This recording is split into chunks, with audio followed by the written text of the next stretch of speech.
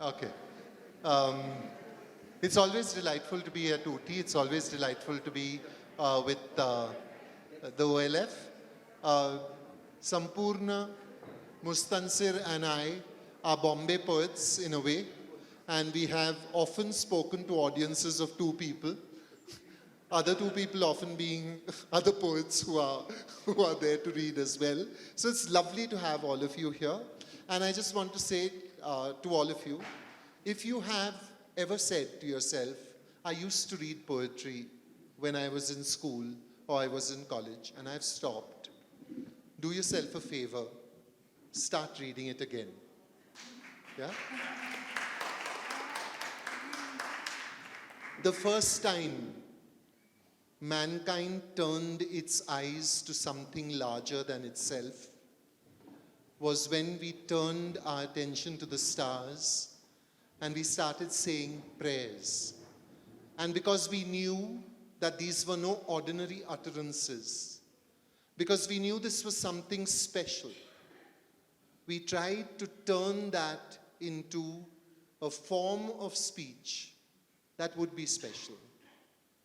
We underpinned it with music. We attached to it the possibility of something bigger than this little wink of a moment when we are alive. Because poetry, the oldest poems we know, are more than thousands of years old. And that is really what you are reaching for when you reach for a book of poetry by your bedside. Keep one by your bedside. Read a poem before you go to sleep and watch how your dreams will turn into something wonderfully special. That is my commercial break for poetry. And now for the two speakers who I'm so lucky to have been friends with for more than 30 years now, I think. Yeah, so we go back a long way. I'm going to introduce both of them. They're both when we're taking out piles of books, I kept saying, hey, don't show off. So many big piles, etc., etc. But I will start with Sampurna Chattarji, who I think I met much later because somehow I think she spent a lot of time out in the boondocks, somewhere called Calcutta or something like that. No? Yeah, those little places. So, but very soon grew to be a very important part of the poetry scene and a very distinctive voice, as you will hear. She's a writer, translator, editor, and teacher with 21 books to her credit. These include her translation of Shukumar Roy's poetry and prose, Vadi Gadi Boom, Puffin Classics, a short story collection about Bombay, Mumbai, Dirty Love, and Space Gulliver, Chronicles of an Alien. Her translation of Joy Goswami's prose poem, After Death Comes Water, was hailed as being inventive and vivid as the English of Joyce. She co-edited Future Library, an anthology of contemporary Indian writing released in the US. Her 11th poetry title is Unmappable Moves, just out from the Mumbai-based indie press Wala, Poetry Wala. She can be found on Instagram as Shampoo Chats. The other poet on the panel is Mustansir Dalvi. He is a poet, translator, and editor, he says here, but I also have to add that he is an architect and a teacher of architecture. He has 3 books of poems in English. One is called Brouhahas of Cox, which was a title that we discussed endlessly, Cosmopolitan, and Walk. His poems have been translated into Marathi, Hindi, Gujarati, French, and Croatian. His translation of Muhammad Iqbal's Shikwa and Jawab-e-Shikwa, taking issue and Allah's answer, have been described as insolent and heretical. His newest translation is of Hemant Divte's award-winning book of poems, Paranoia, from the Marathi. Mustansir Dalvi was born in Bombay. He teaches architecture in Mumbai. The third poet on our panel is Jerry Pinto. He needs no introduction and will so not be given one. We will start now with Sampurna Chattarji. What we thought was because, this is the country where Vak is a Devi, Language is God. We have heir to 1,537 languages, says G.N. Devi, and we are still counting them. So what we thought we would do here is we would break the stranglehold of English, and we would bring you sounds from Bangla, from Marathi, and from 13th century Marathi. So our first round of poems will be not our own. We'll unself the self. We'll take in another voice. We'll give you a translation that we've done, and then we'll come to our own poems. If you like the idea, shout yay. Yay. Good on you. Can you hear me? Yes. This is Shukumar Rai's Bhoy Peo Na. Bhoy peo na, bhoy peo na, তোমায় আমি মারব না, সত্যি বলছি, কুস্তি করে তোমার সঙ্গে পারবো না। মনটা আমার বড্ড নরম, হাড়ে আমার রাগটি নেই, তোমায় আমি চিবিয়ে খাবো এমন আমার সাধ্যি নেই। মাথায় আমার শিং দেখে ভাই ভয় পেয়েছো কতই না, জানো না মোর মাথার ব্যারাম, কাউকে আমি গুতোই না। এসো এসো গর্তে এসো, বাস করে যাও 4টি দিন, আদর করে শিখিয়ে তুলে রাখবো তোমায় রাত্রি দিন। হাতে আমার মুগুর আছে, তাই কি হেতায় থাকবে না? মুগুর আমার হালকা এমন, মারলে তোমায় লাগবে না। অভয় দিচ্ছি, শুনছো না যে? ধরবো নাকি ঠ্যাং দুটো? বসলে তোমার মুন্ডু চেপে বুঝবে তখন কাণ্ডটা। আমি আছি, গিন্নি আছেন, আছেন আমার 9 ছেলে, সবাই মিলে কামড়ে দেব মিথ্যে ওমন ভয় পেলে। And now I will read the English. It's okay. Thank you for acknowledging the Bangla.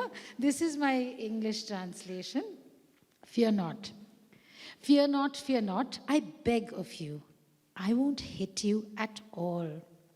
Honestly, if we fought a wrestling match, I'd be the first to fall. I'm terribly tender-hearted, not a scrap of rage in my bones. To eat you alive is beyond me. I swear on 1,000 moons. Sure, I frighten you silly. My fierce horns fill you with dread. Don't you know I never use them, as I am soft in the head? Come into my little den and stay with me a while. I'll lavish you with care day and night and bring you up in style. Don't tell me you're put off by the cudgel in my hand. It's so light it won't hurt you if I whack you as you stand. It seems my words are all in vain. Should I grab you by the leg? I'll sit on your head, I swear, and then I'll watch you beg. If you don't stop being so scared right away at once, I'm warning you, we'll bite you. Me, my wife, and 9 strong sons.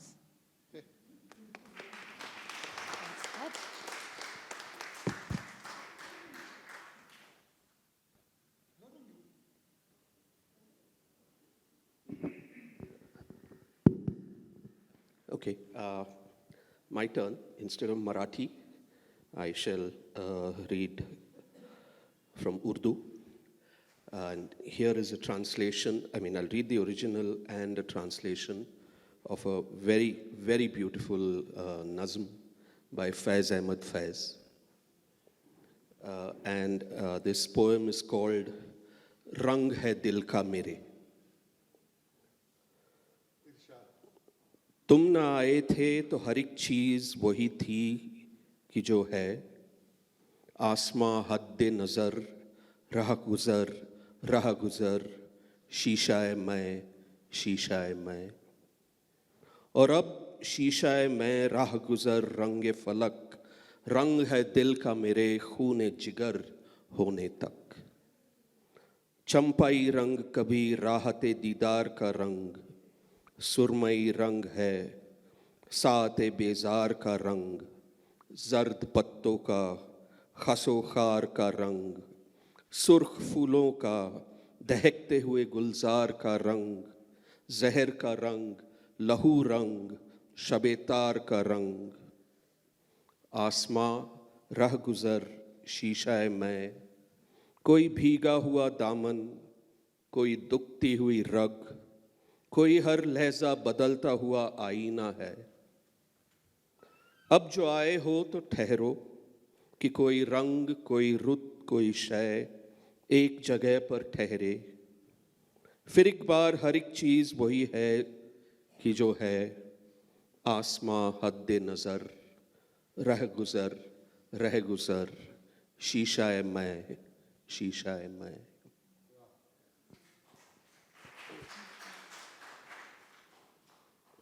The color of my heart. When you weren't here, all things were as they are. The sky stretched as far as the eye can see. The road stayed a road, a glass of wine, a glass of wine. And now the glass of wine and the road are imbued with the color of dusk, the color that is of my heart, singed with blood that pumps through it.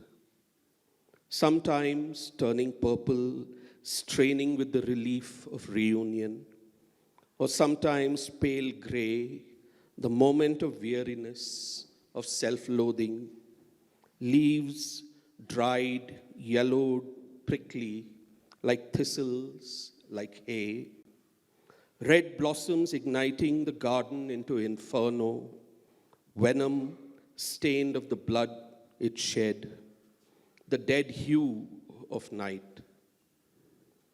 The sky, wet like a tear-stained vest, the road pulled like a throbbing vein, the glass disloyal like a mirror that changes reflections by the moment.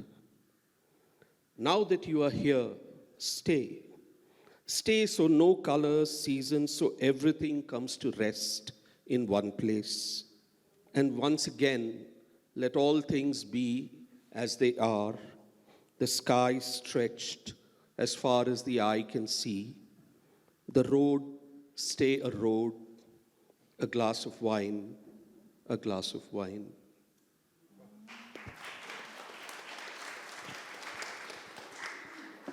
Thank you. Thank you, Mustansir. I'm bringing you a voice from the 13th century, a voice that is absolutely, unmistakably woman, and absolutely unmistakably philosopher, and absolutely unmistakably bhakti poet, all at once. I think of Muktabai as the T.S. Eliot of the bhakti tradition. This is called Nirgunache Dalvi Sampurna Lavila, which means on a branch of the formless, a cradle is tied. On a branch of the formless, a cradle is tied. And Muktabai's son is lying inside.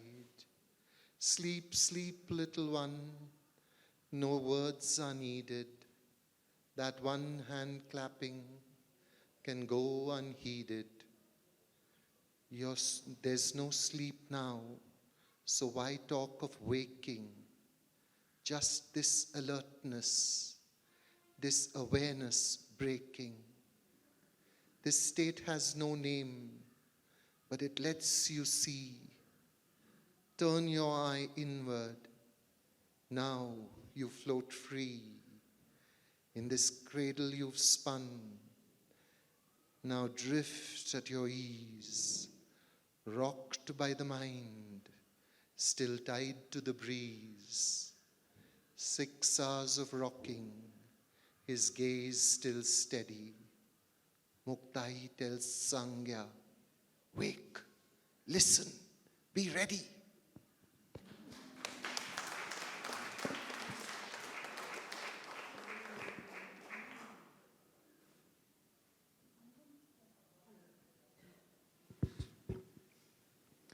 I'm going to read a book from, read a poem, read a whole book. That's what poets would love to do. Get an audience and read their entire repertoire to them. This is a poem from the book I wrote for children. It's called The Fried Frog and Other Funny, Freaky, Foodie, Feisty Poems. And the reason I thought of it after all these years is because I grew up in Darjeeling, and being in Ooty the last 2 days have really made me remember and the hill child that I used to be. And this poem is called Used to Be. Used to be just waking was reason to go mad with joy. Fed, dressed, kissed, then sent hurtling past the lawn, past the field, past the slopes, past the trees, past the breeze, past the town, past the high Himalayan peaks, into this, a room in a city. Used to be just the thought of a book unread was cause to lose my way through a day, wrapped, not hearing a word, just waiting for class to be over, and then walk, run, race home, open the door, fling down the bag, drink up the milk, throw off the shoes, jump on the bed, take out the book, and sink into a quiet depression. Used to be just the sight of yellow light in mist was poetry, hot bread and jam, a hiding place in a wall behind a fern where a single orange marble winked, fire struck and swollen, a candle-powered tin floating Titanic in a tub. Proud of the red apple cheeks I stole from my little Bhutia friends, proud of the Kanchenjunga I fitted into my window, proud of the giant night shadows I spread across the wall. I sit, too old, too close, too distant from where I began.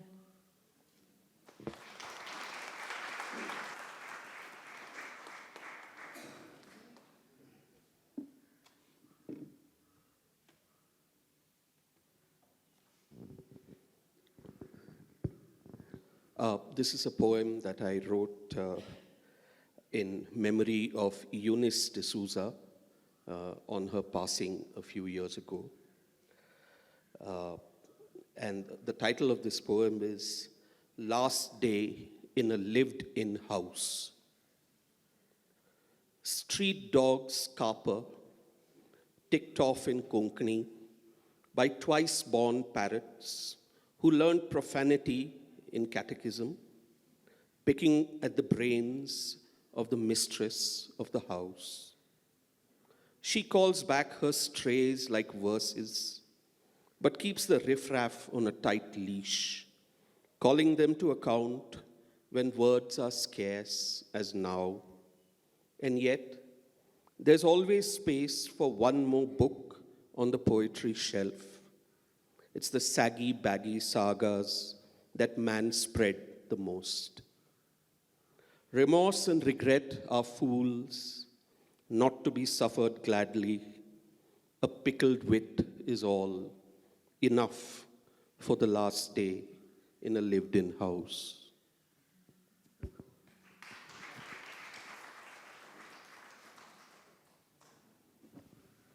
From the 13th century to the present, my first job, I left my first job and then wrote this poem. It's called Desk Clearance. All afternoon, I have tried to clear this space. No easy task. It calls for a harsh dominion. A firm exercise of will. Each paper is a palimpsest. All the oddments seem worthy of salvation. I begin quietly ripping up evidence, but a fury builds, my hands become fire. I search through the undergrowth, flushing out furry mammals of old ambitions. Yes, Emily, now a formal feeling comes. I understand the extended self. It was here, sprawled over the stable, doppelganger of my mind. It is here now, flat, brown, coffee-scarred.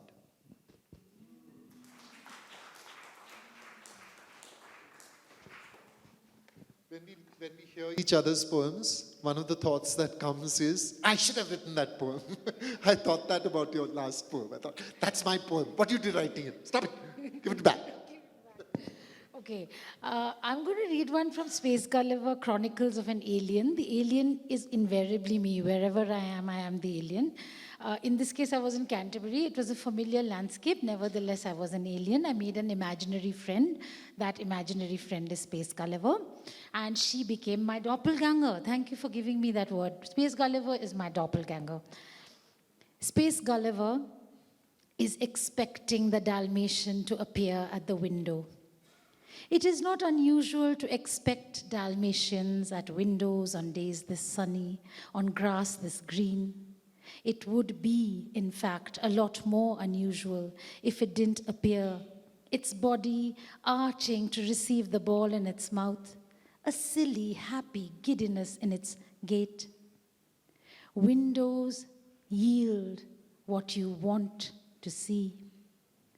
It is a kindness, Space Gulliver believes, carving up scenes into sections that can be looked at part by part, like repeating, I love you, in square or rectangular fragments, so that when you're looking at the Dalmatian, you can see that love is a dog. When you're looking at the ball thrown by the arm that the window does not reveal, you can see that love is that unrevealed arm and what it is about to throw. When you're looking at the grass below the Dalmatian's paws, you see that love is capable of growing. When you're looking at the shadow cast by the dog on the grass as the ball leaps towards his mouth, you see that love is a series of movements. When you look at the shadow below the Dalmatian, so narrow and so dark, you see that love is so narrow and so dark. When a scrap of bird appears, it is different, of course. The level changes, the sky widens, and it is the beginning that marks impatience.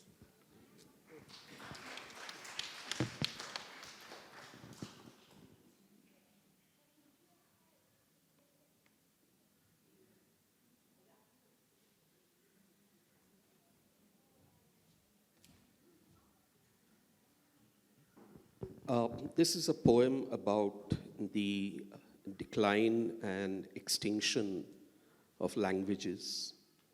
And it refers specifically to a community called Amazigh, who were formerly rather derogatorily called the Berbers, who exist even today in the northern part of Africa. And their language, which is Tamazight, is a language which is now very steadily, in decline and going into extinction. So this is a poem mostly using this as a hook to talk about how we are losing languages in the world. Tamazight, an Amazigh's poem. Sand is no longer captured by the litham covering our faces. The cloth remains unsullied as if never used. We wander the Maghreb, speak and are misunderstood in tongues other than our own. Our mouths forever dry.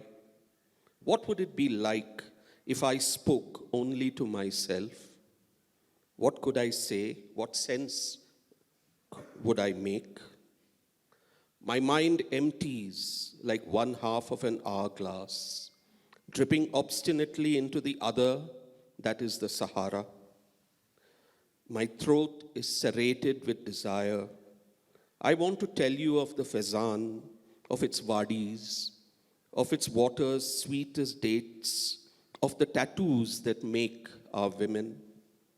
You meet me halfway in your voice, every greeting, every civility, mediated by the monoglossia of your shrunken world.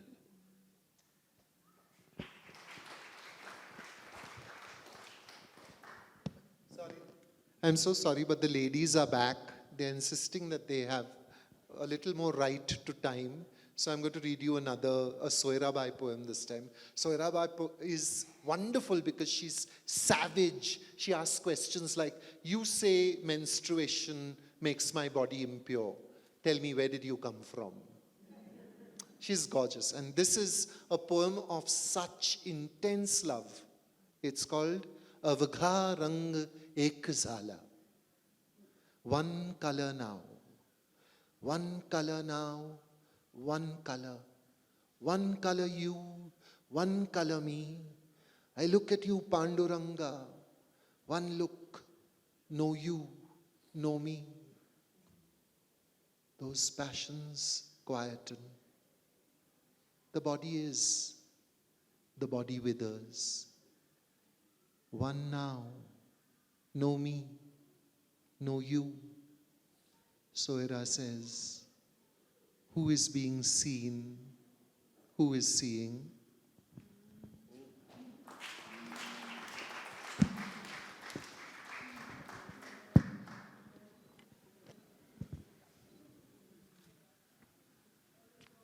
Who is being seen?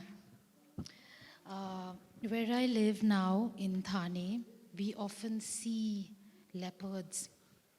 And I was listening to some of yesterday's sessions on the appearance. We are encroaching on their land, really. This one's called Once Belonged to the Leopards. Let me show you the riverbank, watching us from the waste ground, heavily colored. The glare a burden east of the city, curving downwards instead of up. No desire to return into the black wires, the reappearance of the large white car. Arterial highway clogged with cars across grey, water, khaki uniforms lay barriers. The road will be widened one day, high above the green water pipeline. The local rushes through the sky, obscuring a pale view of hills that once belonged to the leopards of this land. I want to wipe out delirium, vehemence, anguish over nakedness, depression, arms, legs, and hair. The earth loves the dead. Whining with laughter, we must see at the same time friendship, the temple roof, the opposite of piety.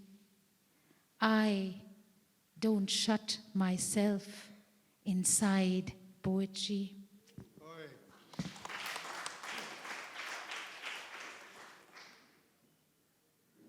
I'm going to take a cue from Jerry and read a translation. This is a translation of a poem by Arun Kolatkar from his collection Chirimiri. And this is a very interesting premise, and that is that in the temple town of Pandharpur, you have yearly zatras or pilgrimages where people come to do the darshan of Vithoba, who is the deity there. But Vithoba is always shown with his wife, Rakhumai. And interestingly, of course, all the darshan that is done is focused only on Vithoba. And Rakhumai is just, as Arun Kolatkar calls her, Vamangi, the person standing on the left. So this is a poem called The Left-Sided One. Last time I visited the temple, Vitthal was nowhere to be seen. Only a brick lay next to Rakhmai. That's okay, I thought. Rakhmai is better than nothing. I should rest my head on someone's feet. After genuflecting, I lifted my head off her feet. I might need it later, just in case. And then while leaving, I asked Rakmai, "Where's Vittu? Can't see him." Rakmai replied, "What do you mean? Where's he gone? Isn't he here beside me, to my right?" I looked again just to make sure, and I said, "There's no one there." "Spent a lifetime," she said, "looking beyond my nose. Now it's hard to see peripherally." I became as stone. Look how my neck's stiff. I just can't turn to my left or right. When he comes, when he goes, where he goes, what he does, I really, really don't know at all. Assuming always that Vittu would stay by my side, I remained complacent. Silly me. On Ashadi Kartikeya, so many come to visit, so how come no one tells me anything? All at once today, I feel accosted by the loneliness of 28 eons. Okay, this is another commercial break. If you should have, just one poetry book in your house, oddly enough, I would not say Mustansir Sampurna's or mine, but Jezuri by Arun Kolatkar, a faith journey undertaken by an agnostic, if not an atheist, that becomes the most magnificent darshan of ordinariness that you can imagine. So that entirely darshan, eventually, the moment of the poem is when an old woman opens her toothless mouth and shows him the universe. It is such a magnificent work, it just startles me all the time, whenever I go back to it. But why would you just want one book of poetry in your house when you can have many, right? Yeah. This poem is called The Teeth of a Movie Star. I want to spend 1 decade with the teeth of a movie star. This is a metaphor. I want now to care about surface. And since surface has no place for the depthiness and interioration of metaphor, I want to spend 1 decade with a movie star smile. I want to spend 1 decade of my life, my own consciousness, as a movie star who doesn't have to make movies. I want to flash and shine and slide and chick flick. I want to raise champagne flutes, all cold, pale gold, warm brandy in balloons in my palms, and moon the paparazzi. I want to consume recklessly. I want more than my fair share of the world's time and money and energy and space and beauty. I want. Now in the dentist's waiting room, with a bleeding stump, I am so far from this dream that I can dream it with no guilt, no pain, no me.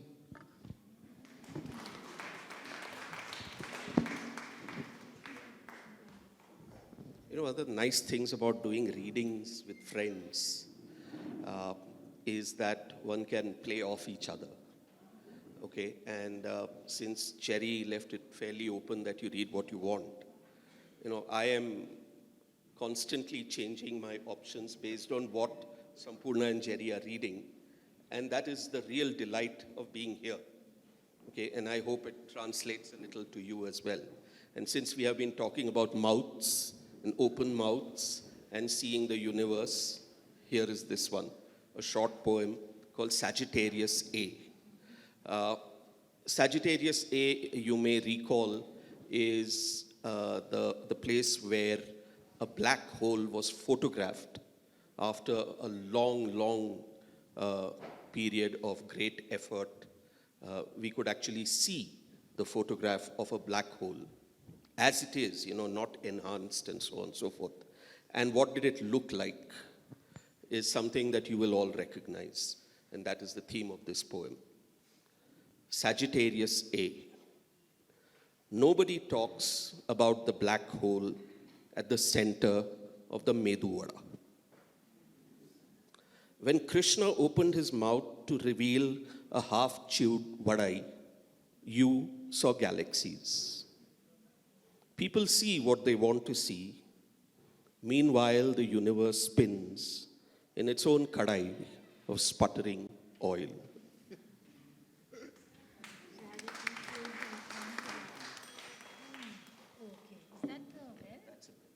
Okay, so maybe what should I do? Read one poem at least, because I missed my turn. Okay, the bell means what? There was a bell. I think so. No, we are going to read some more poems. All right. We thought that questions are irrelevant with poetry. Just listen to a few more poems and take the questions away. And we won't have answers. We wrote the answers in the poems. Exactly. This one is, sorry? Later. Okay. This one's called Towards Happiness. And we all know how hard that's getting. It's a poem in 3 parts. The parts are called Limitation, Citizenship, and Rule Book. Towards Happiness. A new country, written, erased, rewritten. Distinct symbol of beautiful cacophony, the very substance of it survived on the waterline. The black water, this great limitation. He pointed across the street towards the back of the shop. When the film began, lightness and gratitude like shafts of interrupted light. No location exquisitely torturous as this scavenging through clouds of paper, turning again and again into all the complexes but hers. Leaving fingerprints everywhere, she sweats freely. The heat of the endless futile scrabbling building into its own rapport with smiling men who will not help, not from malice, but ignorance. So this is citizenship, this accepted defeat, this polite fury. Infringement, a slow pressure in the center of the forehead, where living is not art but rule book. He, on the other hand, who in blue shoes brushes clean the coffee grinder of another fresh morning, he has figured living isn't about boundaries at all. The open city inside him rises with the dawn, boils a pot of water, cycles away towards happiness.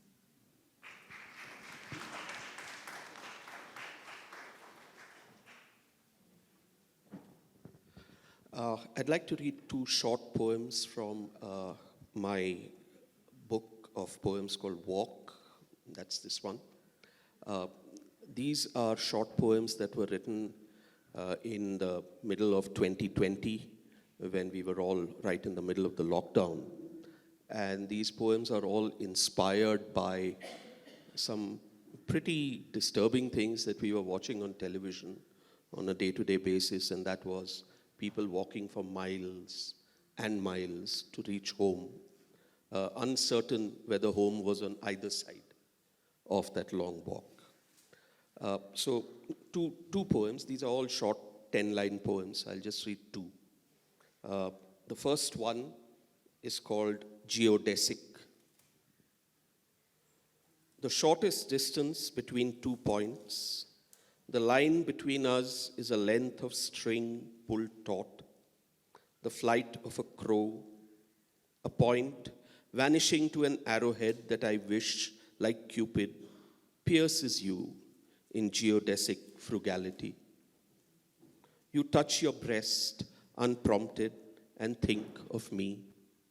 I, like Majnu, walk on rails with bare feet, putting my trust in GPS to pick tracks that would link the stations of our hearts.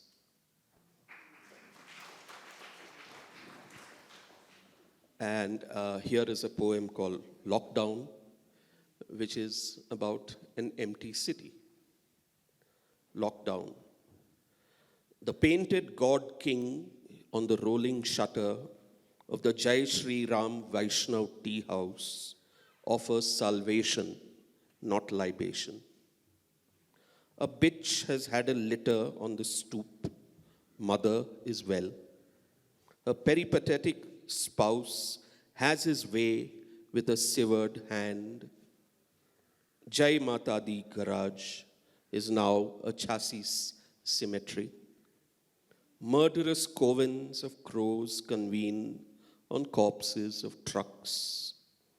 Tires roll out of this one street town all by themselves.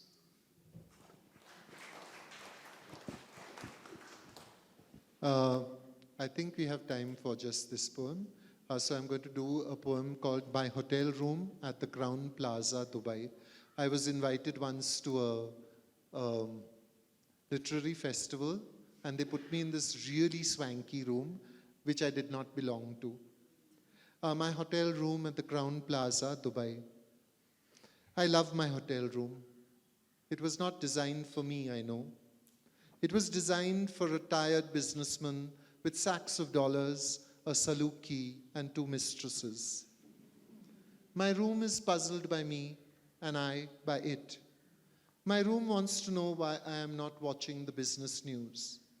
It wants to know why I have no laptop and no mobile phone, and no phone calls that require me to stand by the window talking to Bill and Bob and Nihar and Ahmad. Room 1654, this is for you. Room, you are larger than my house. Room, you have running water all 24 hours. I wake up sometimes to dabble my fingers in the water in your fresh flowing streams. Room, you offer me the sight of a city spread out like a gold souk. Room, you have paintings, 4 of them, 2 in the toilet, and I would study these paintings. But when I am on the pot, one of them is behind my head. And short of kneeling on the pot and looking at this painting, I must leave it unexamined. Room, you cost 1,950 dirhams a day, not inclusive of 10% municipal tax and 10% service tax, and that's more than I've ever earned from all my poetry. Room, I can barely sleep because I can't bear to think I might waste 1 dirham of this rental. Room, your lights, there's one near my bed, near my head, which turns itself on if you touch it. I touch it, I touch it, I touch it again, I touch it on, I touch it off. I'm a pervert, Room. Room, your air, it's cold, it's clear, like air should be. I have a cold and a running nose. My system is not used to clean air. Room, your bed, should you be so yielding? Have you no self-respect, Room? Come, let me go. Room of 4 pillows, room of a minibar emptied before my arrival because I have no credit card. Room filled with chocolate bars and pistachio nuts that I would be a fool to eat at that price. Room, I'm going to bed now. You should sleep too. Stop looking at me, Room, please. And please, this transparent door, this picture window to the Shah. Room, I'd like some privacy, please. Room, keep this a secret, but I'm going to take the soap, the shampoo, the conditioner, the shower gel, the shower cap, the pencil, the pen, the envelopes, the writing pad, the toilet bags, the coffee powder, the extra sugar, the soft slippers, and one big, fat, white towel.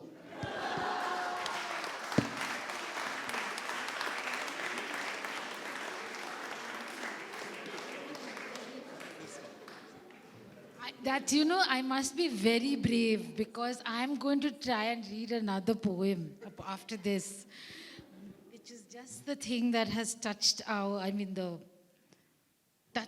I think, we've all been there. I think one of the things, the lockdown, as you mentioned, brought home to me is the simple good fortune of being alive. This one is called Grace is a Given, and it's also from Unmappable Moves, my newest book. And I'll end with this. Being alive to the morning, the only grace. The sun rising in a flower pot, a smell of honey in the air. What do you believe in, love? Hearts that would survive even the confession of a murderer. The saxophone understands the tug and flow of blood. Darting from almost a shuttered shop to shop in the custody of a boy with an earring, looking for a magic oil for his auto is one way of letting a morning waste itself, mishearing illegal as eagle, knowing at once he means the demolition of buildings, cherishing the courtesies of honest meters and exact change, but looking for the skating rink where a fiddler on wheels will waltz is quite another. Sliding towards the midden of afternoon with the saving grace of the wasted, here, happy, heap.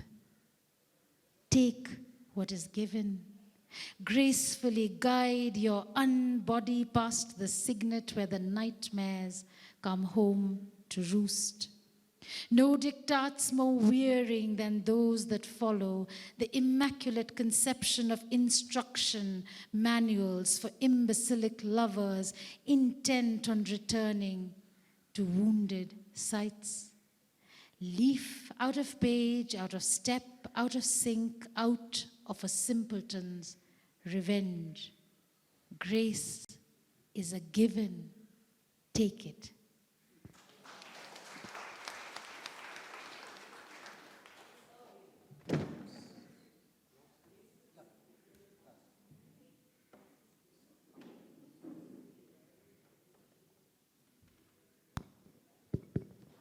All right, so the last poem that I will read is a poem called Kintsukuroi, which some of you would probably be aware is a Japanese technique of repairing broken ceramics using lacquer and gold dust and extending much more the life of that particular object, but with clear indications of, the damage which has been then highlighted and almost valorized. This poem also has one other reference, and that is a sher by Mirza Ghalib. And I'll read the sher that inspired the poem. और बाजार से ले आए अगर टूट गया, सागरे जम से मेरा जाम सिफल अच्छा है. Should it perchance shatter, you could buy one from the bazaar another day. Better than Jamshed's bejeweled goblet, is it not, this my ignoble cup of clay? Kintsukuroi. I have never believed poetry heals, but words can be bird lime that keep the bricks of our fragilities in place. I wonder, Ghalib, could you not have reassembled the shattered shards of your heart rather than run to replace it from the bazaar? Could you not have chosen instead to glue the pieces with your felicity? Were you afraid of amending rather than mending your beating chalice? Did you not trust the lacquer of your verse to hold it all together like it does those who hold your divans as a bulwark to their lives? Your words are brickbats to the enraged and marble to those whose ardor needs cooling. My name is mud. Gold runs in my veins, grouting an imperfect dam that holds. Thank you so much.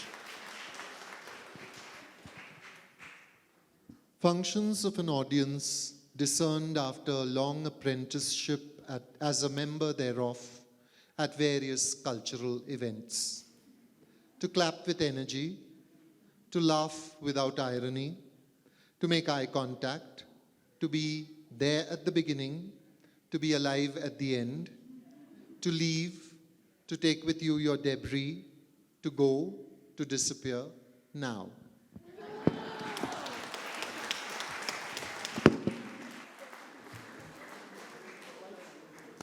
Quite by chance, it occurred to me when we were sitting on stage that we represent in some ways the polyglossia of poetry, but we also represent India by being Omar, Akbar, and Anthony. Yeah. Thank you very much.